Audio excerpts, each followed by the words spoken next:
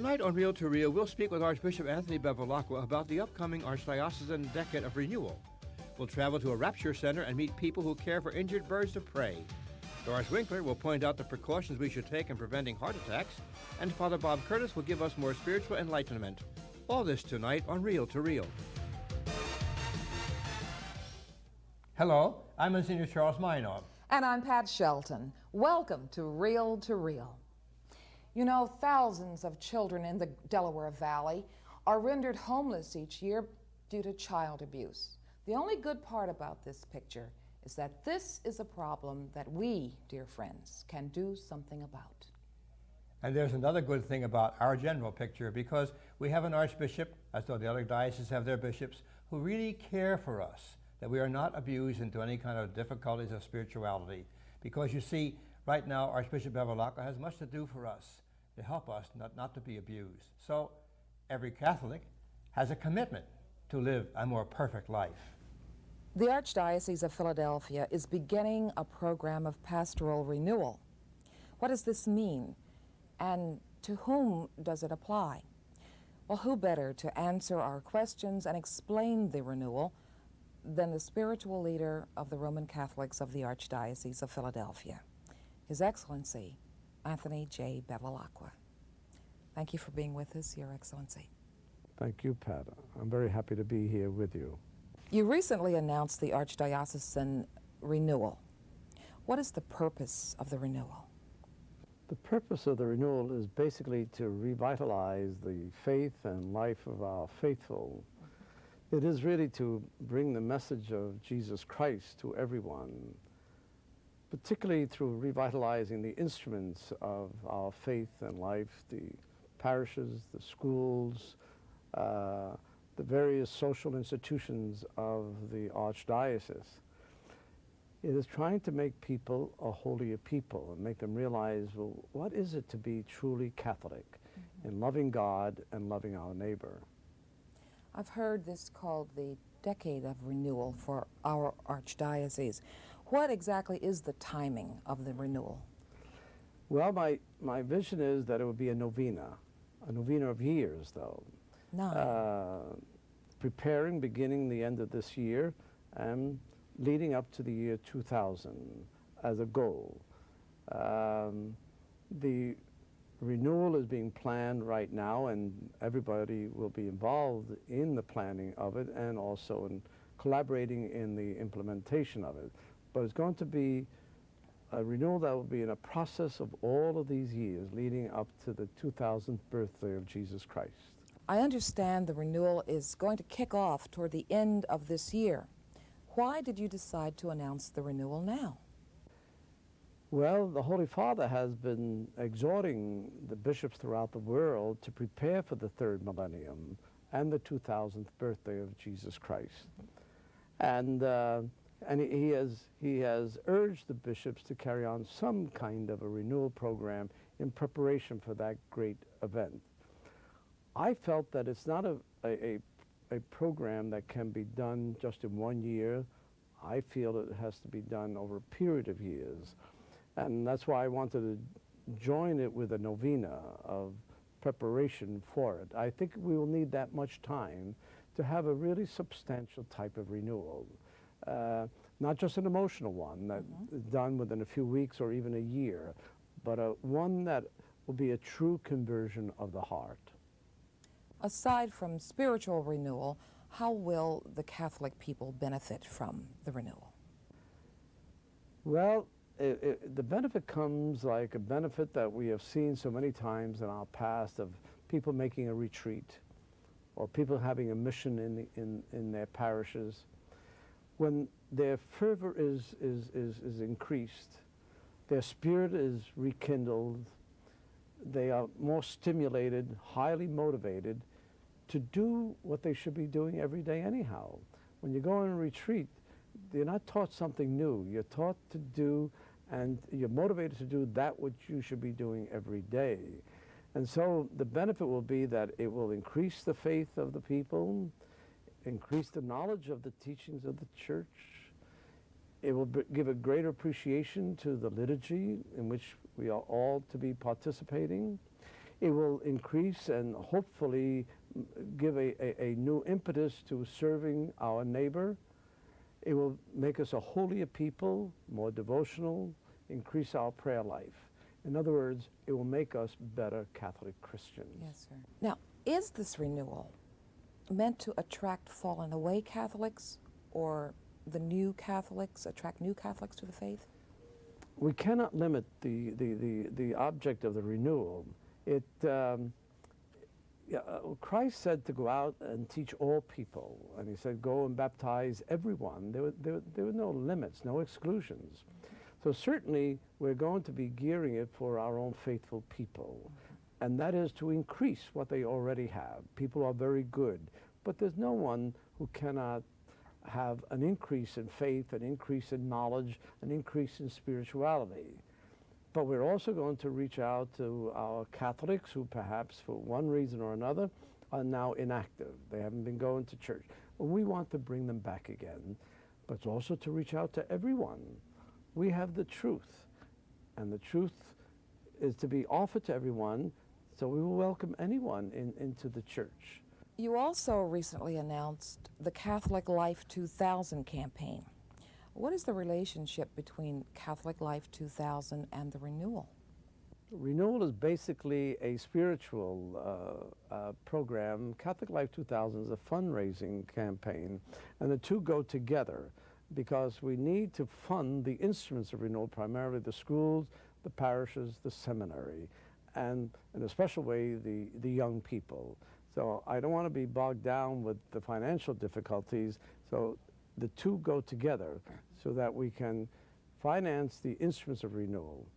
And I understand you're going to be looking at every single parish, every building, to ascertain just the status of them and what we can do to.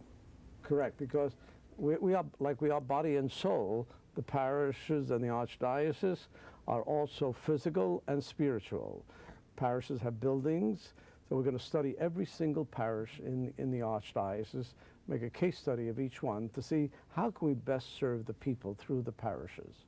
All right. Your Excellency, I understand there will be an Archdiocesan Advisory Committee. Who will make up the committee, and what will their role be? The committee will be made up of all elements of the archdiocese, that is laity, clergy, and religious of all ages, different sections of the archdiocese, and their major purpose is to assist me in the planning of the renewal and also helping me to carry out the implementation. Soon you will proclaim a pastoral letter for the Archdiocese. How will this document relate to the renewal? The pastoral letter will try to explain how people can become better Catholics. It will try to show what is the meaning of being a Catholic.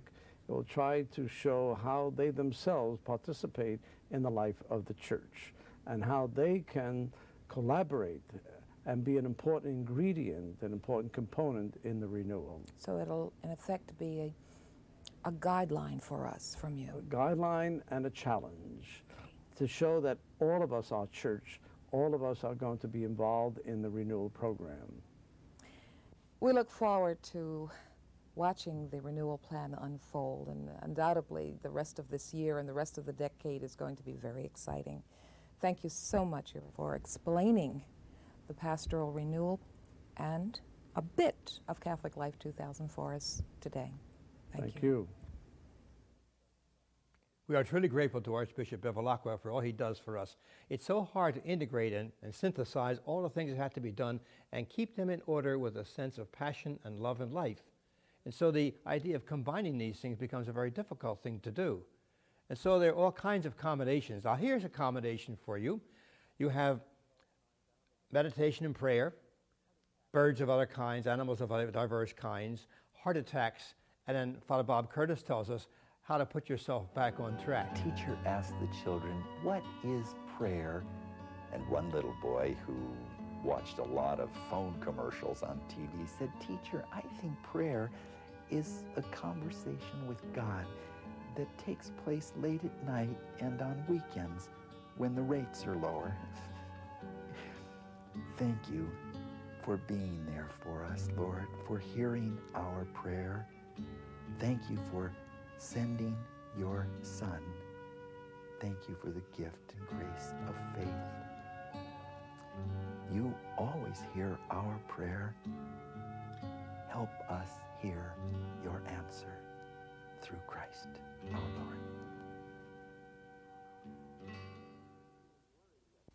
Heart attacks. Now, there's something that really worries us seniors because we're in that age group that most likely will suffer heart attacks, and that means open heart surgery. But maybe not. There is a new study based on prevention and old-fashioned technology that could sidestep that heart surgery altogether.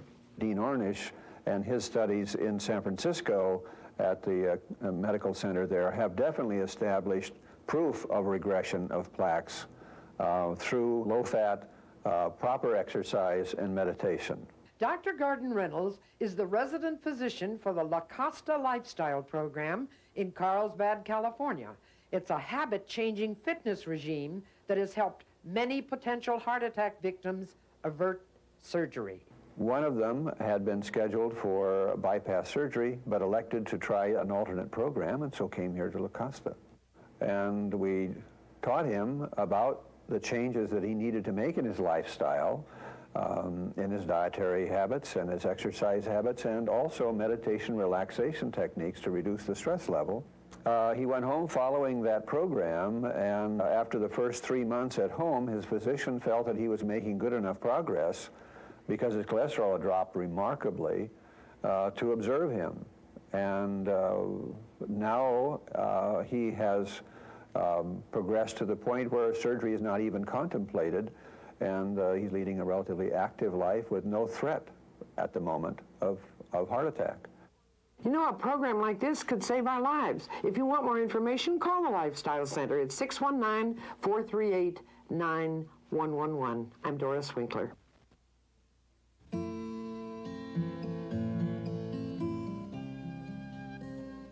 I have a really deep and abiding respect for these birds, and when one is brought to you, you don't even think about, gee, I'd like to be doing something else. I have to help it. I have the skill, I have the knowledge, and I simply have to help it. It was that kind of love and respect for these magnificent creatures that inspired Bill and Stephanie Streeter of Milford to establish the Delaware Valley Rapture Center. Since its inception 5 years ago, the center has been a place of refuge for hundreds of ill, injured, and orphaned birds of prey.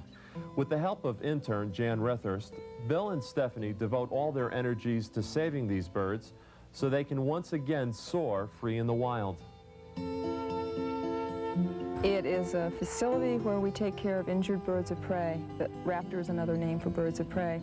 So that if an eagle, a hawk, an owl, a falcon, a vulture is found, it's brought here for rehabilitation. And rehabilitation means from the start, treating the bird either medically, surgically, getting him back in shape, then starting to have the bird fly again, and ultimately putting it back in the wild.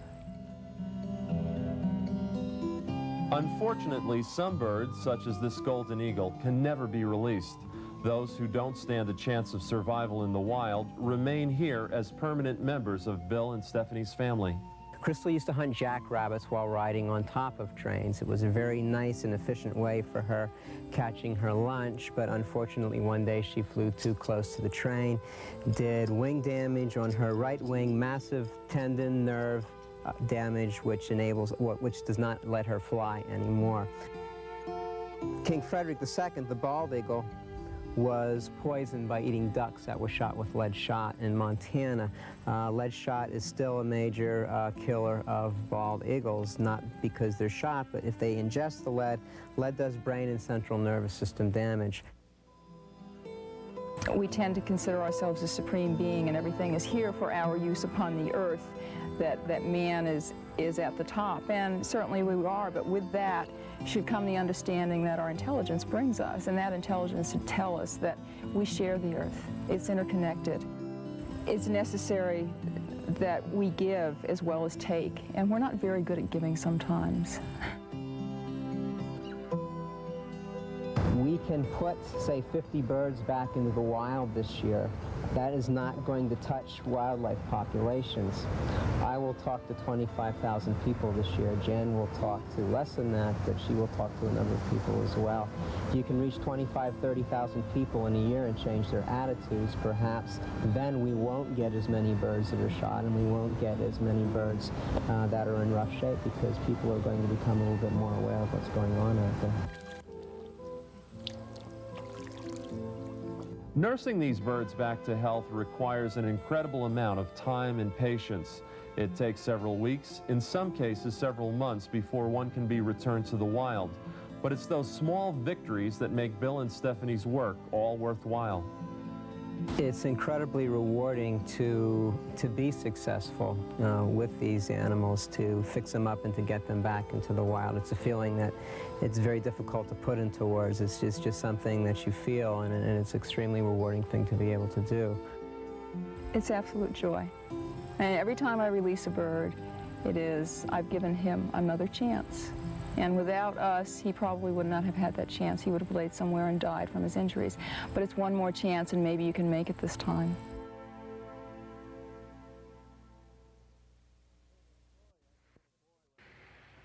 My favorite toy as a little boy was a model train. For the first time, it gave me a sense of power, and I could run things. Anyone who ever had a model train as a child knows how good it feels when the track is laid, everything is fitted together, and the train runs on the rails.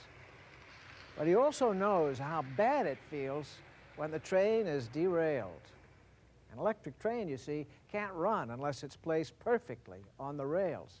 My father used to have to replace the train on the tracks, and then I could happily run the operation again all by myself.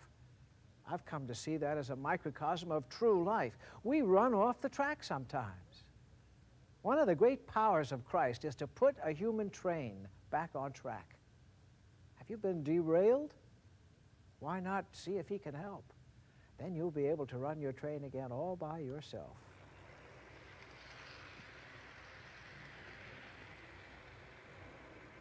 Not only the old electrics, but the old wind-ups have to stay on track, so you and I had better stay right here. We'll be right back.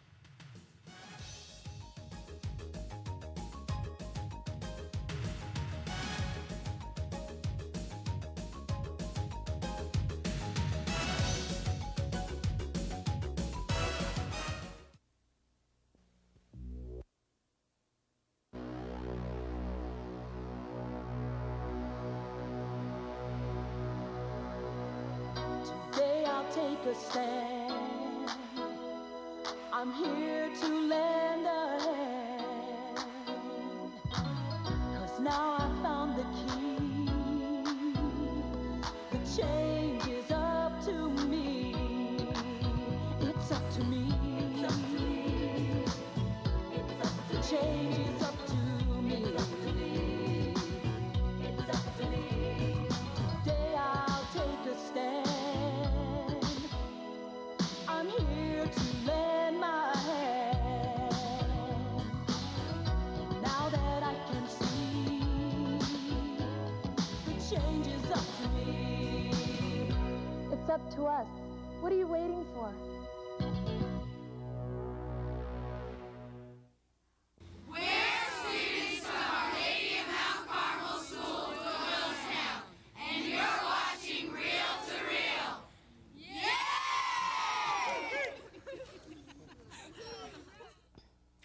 Unlike those healthy, happy children we just saw, last year, over 1,000 neglected, abused, and abandoned children in the Philadelphia area were referred to Catholic Social Services for temporary foster care. As I said before, this is a problem that we can do something about. My guest tonight is here to tell us just how, and she is Miss Christina Car, foster care recruitment specialist in the Child Care Department of Catholic Social Services for the Archdiocese of Philadelphia. Thank you for coming, Christina. You're welcome. You know, the statistics are just staggering. I said over 1,000, but I think it's literally thousands of children are in need of foster care placements in this area. This is so sad. The children come to you from all kinds of terrible situations. Can you describe some of them for us? Some of the children who come into our care, needing foster care, have been abused or neglected by their natural families. Some of them have parents who have mental illnesses or are addicted to either crack or cocaine or have alcohol problems. Some of them simply never learned how to parent their children and never learned what these kids need. Maybe they don't know how to feed them properly or how to keep them safe in a home environment. And that's why these children end up in foster care. It's so sad to even think that some are abandoned in the hospitals. Mothers just leave them there. But thank God there are people with good hearts who are open to the possibility of providing a temporary home for them. And this is your job, to Right. put those children in need into good foster homes.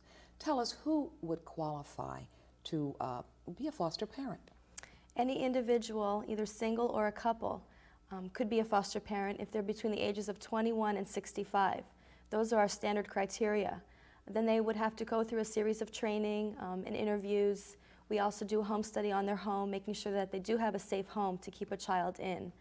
And we also do a criminal background check on them, a child abuse check, to make sure that they are good individuals who really just want to have these children in their home, can give them the love that these kids need.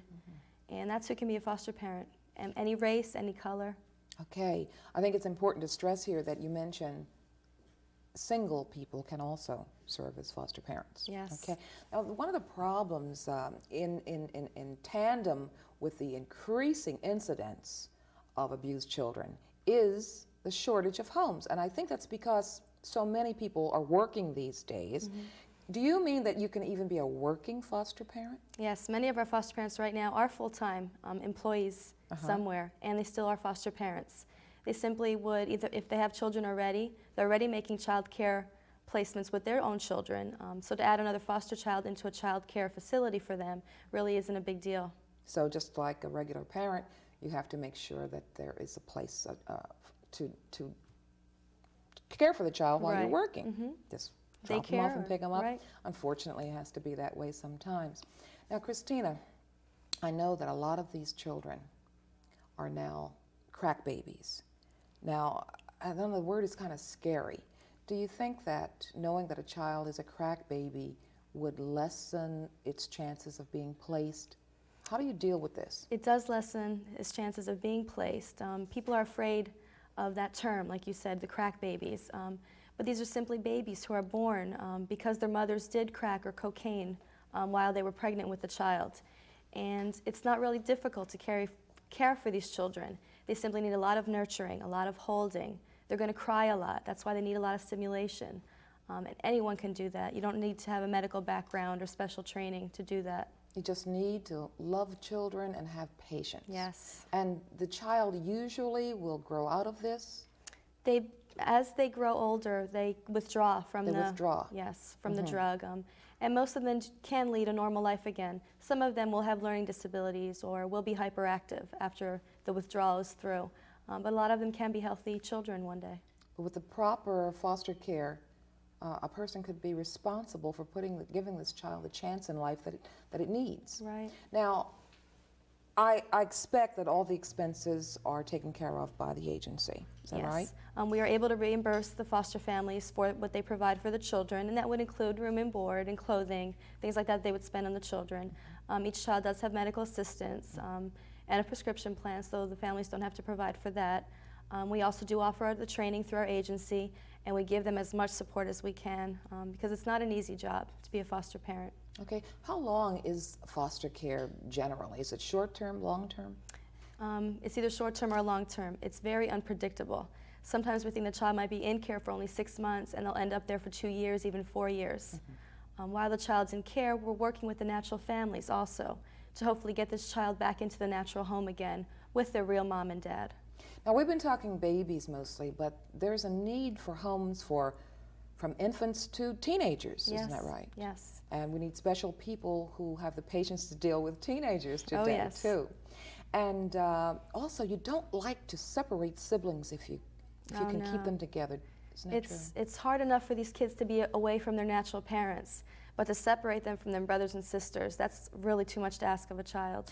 We have one good thing we'd like to tell everybody about the appreciation of foster parents. May is Foster Parent Month. Tell us really quickly, Christina, what's going to happen. On May 15th, we're having a special liturgy for all our foster parents, followed by a reception. And the Mayor of Philadelphia has also proclaimed the week of May 15th, also Philadelphia Foster Parent Week. So we're real excited about that. And there's going to be an appreciation luncheon following the Mass. Yes. And don't forget, you can be any race, any religion, and your nurturing and your loving heart and home be most welcome. Give Christina a call if you can help.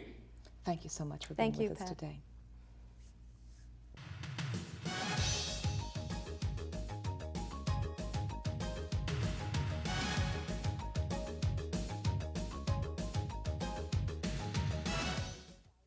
I'd like to tell you about a program unique to the Diocese of Trenton. The Maternity and Adoption Services of Catholic Charities has established a medical fund which provides counseling, medical services, food, clothing, and shelter for women facing an unplanned pregnancy. By offering these services, they can support the doctrine of our faith and allow women to make the positive choice of life for their unborn children. But they can't do it without your help. Please call 609-394-5181 and pledge your donation to save a life. Is everyone about ready? We're going to be late for church. John, I hope you're putting on your good shoes. Everyone looks so nice.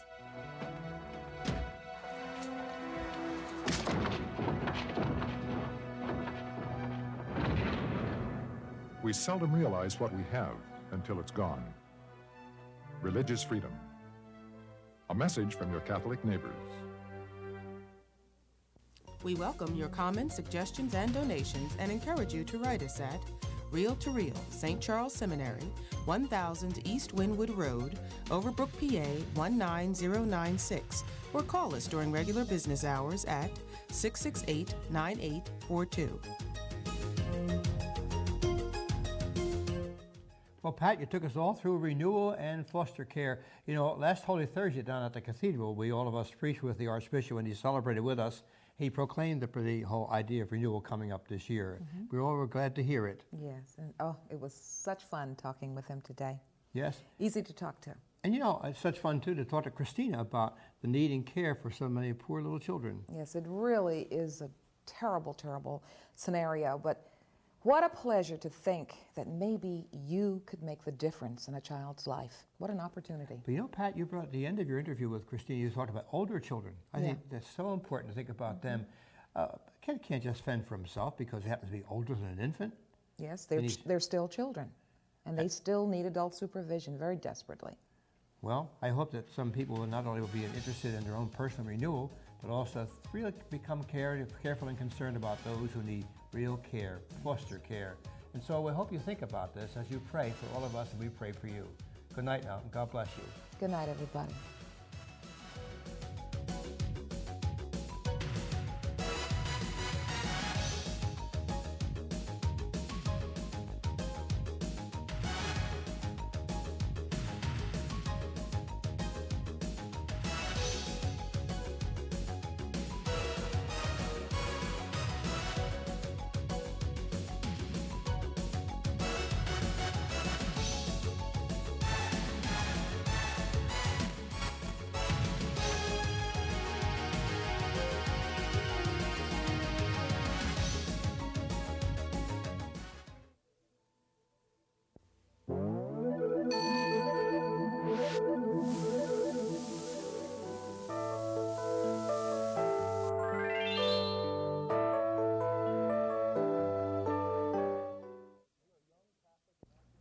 Hi, we are young Catholic and active members of the Young Adult Charismatic Prayer Groups. We would like every young Christian man and woman, single or married, 18 to 35, to come and experience the power and peace of Jesus as our personal Lord and Savior.